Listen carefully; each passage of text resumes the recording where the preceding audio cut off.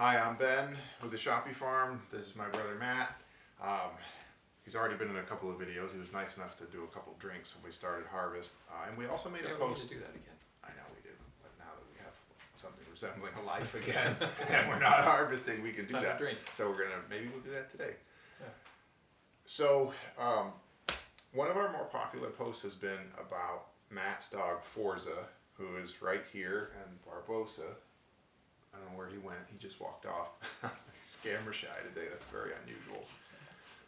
So it was about Forza and the struggles Matt has had with her health and how we have been using our CBD to try and basically cut back on her pharmaceutical use because it's a chronic issue. So she has to continue to take the medications, and a lot of them have side effects. So I guess we should start with this. So Forza is Barbosa's daughter, and Barbosa does have some minor joint issues. It's pretty typical of the breed. They're reasonably big dogs. They're Corsos. Barbosa weighs like 125 pounds. He's sitting over in the sun. And Forza weighs like what, 100? 110 now. 110. Her farm weight. Yeah. So they're big dogs. Joint issues are part of what you sign up for when you get them. But Forza's case was a bit unusual, and so maybe Matt can kind of talk us through because he's more familiar with it. So how did this whole thing start with Forza? Yeah, so when I got Forza, so I got her from a breeder at 10 weeks. Yes, I got you for 10 weeks. She was, typical puppy, vibrant, lots of, energy, wanting to play, no issues whatsoever.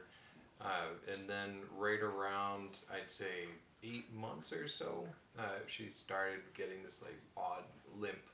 I thought she just, puppy, gotten a little injury and could, get past it. But it kept getting worse and coming and going. So I took her to the vet, had her x-rayed, and essentially what they said is she had 2 malformed ACLs. So the easiest way to explain it is she has 2 blown ACLs now as a full-grown puppy. And there are a few options. I was trying to figure out what was best, and in talking to the doctors, and I went to 3 different orthopedic specialists for pets, and they essentially said, you can replace the knees. Replace the knees. She also has like what looks like developing hip dysplasia. Probably have to replace the hips as well, and then her elbows have, are not very good, so likely have to replace those as well. So as they literally, it's going to be year and a half, 2 years, and at that point, from every angle, it was essentially like the remaining few years of her life was going to be in and out of hospital. Treatments and essentially big major surgeries and recovery, and then right back into another major surgery until she couldn't do it anymore. So chose to not to do that and allow her to be a puppy and just see where it went. And what it was, I think she was about 10, 11 months old, and we flew back from California, from Texas at that point, out here.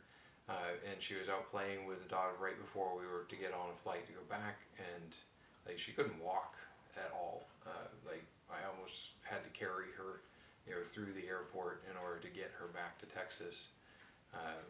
And so it was not looking good. She was really, really not healthy.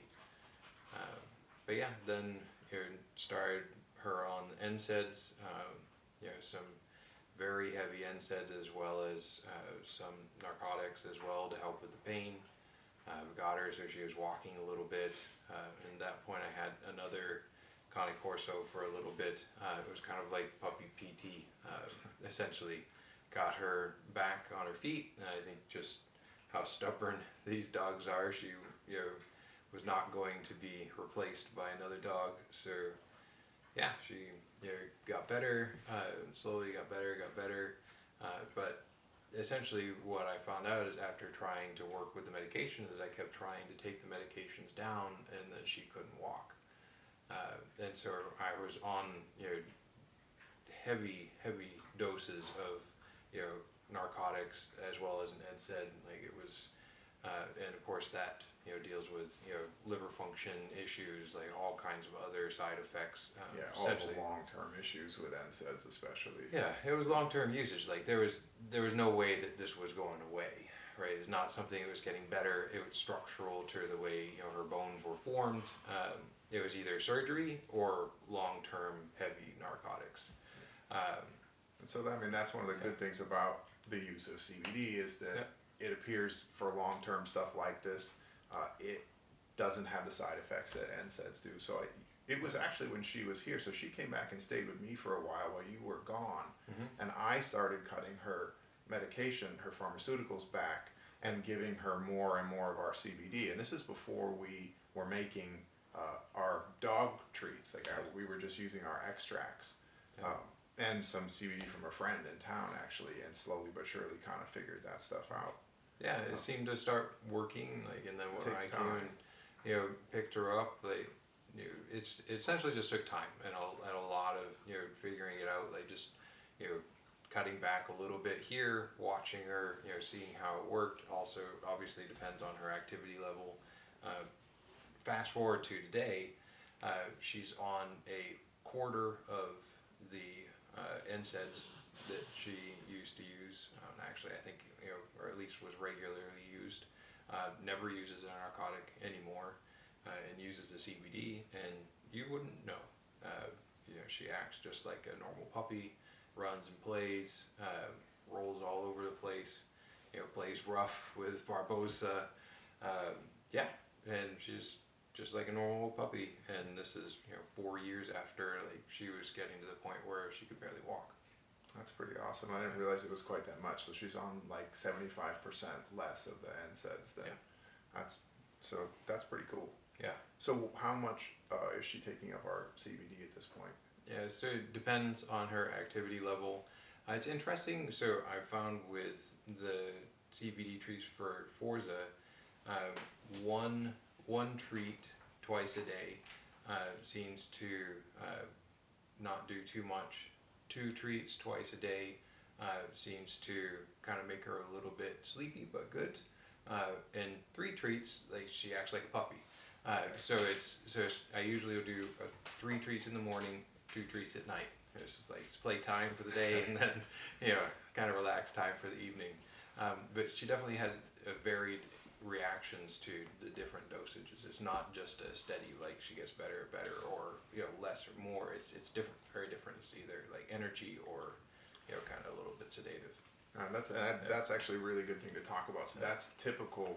That is how CBD works in humans as well. It's called biphasic, and that means that at one dose it can, for example, be sedating, and then at another dose it can be energizing, and it isn't always the most intuitive response. Typically, if you went from 1 dog treat to 2 dog treats and she was sleepy, you might think 3, she's going to be really sleepy. But that's actually typically not the case. And like I said, it's that way with people as well. So when they take our products, sometimes they want to sleep, and they maybe can use the same product that they're using at a different dosage. So it's interesting.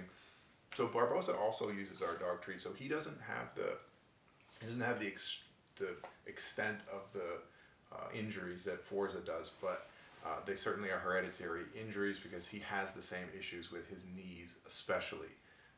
He has more muscle mass and not the extent of the trouble, so it didn't show up until later on. And my first thought was also hip dysplasia because it's so common, but after trips to the vet, the issue is actually the same thing. His knees are just not super stable. Both of these dogs run around like mad despite their size, so they hurt themselves. But because of the success with Forza and the CBD, I started giving some to him, and we do about the same thing. Not quite as much. I usually give him 1 or 2 through the day, and then a couple at night, depending on how uncomfortable he is. If he's really had a hard day and he's really uncomfortable, give him a little bit more. It's definitely taken some experimenting. It's not as, like with the NSAIDs and the narcotics, they just say take 2 and you're done. It's not that simple. But you also you don't get the side effects, and it's something that at least we feel comfortable giving the dogs daily as they need it without too much worry for the long-term stuff. Yeah, and the nice thing also with her, I continually check her liver function, and have her taken in. Her liver, all of her organs are good. And the other piece is just for my peace of mind, probably more than anything else. Like I will cut her NSAID completely for like 2 to 3 days every month just to check to see where she is without the NSAIDs. And she definitely, she's still mobile, has fun. She just won't run just enough. She's like 75%. So yeah, it's very nice to be able to continue to check where she is. You know, she's perfectly happy on the CBD, so it's also really nice to just be able to back down the dosage. So she's not That's cool. heavy on that, and to completely cut the narcotics, the tramadol is what I was using. Yep. That's cool. Yeah. That's also similar to what we see with when we work with people that are using our products for pain.